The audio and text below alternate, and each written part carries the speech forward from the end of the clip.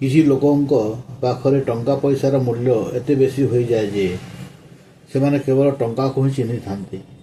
ତାଙ୍କ ଆଗରେ ସ୍ନେହ, ପ୍ରେମ, ଭଲ ପାଇବା ଆଉ ସମ୍ପର୍କର କିଛି ମୂଲ୍ୟ ନଥାଏ।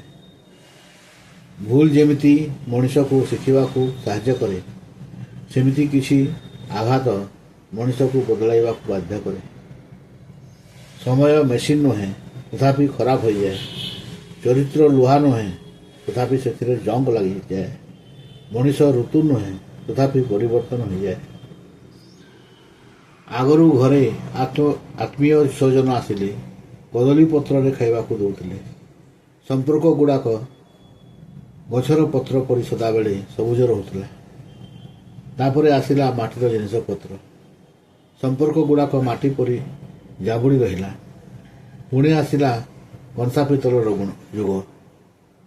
ସମ୍ପର୍କ ଗୁଡ଼ାକ 2 ମାସ 4 ମାସରେ ଥରେ ଅଧେ ଚମକିବାକୁ ଲାଗିଲା।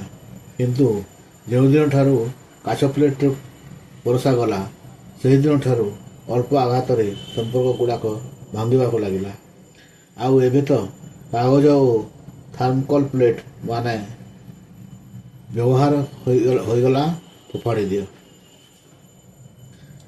ନିଜ ପିଲାଙ୍କୁ ପ୍ରଥମେ 5 ବର୍ଷ ପର୍ଯ୍ୟନ୍ତ ବହୁତ ସ୍ନେହ କର।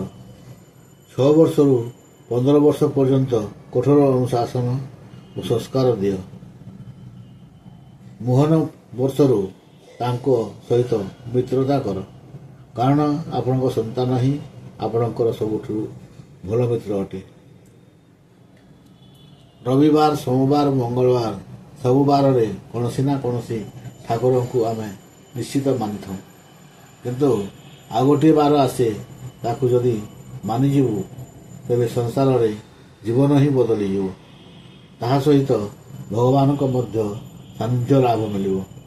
ସେହି ବାରକୁ କୁହାଯାଏ ପରିବାର।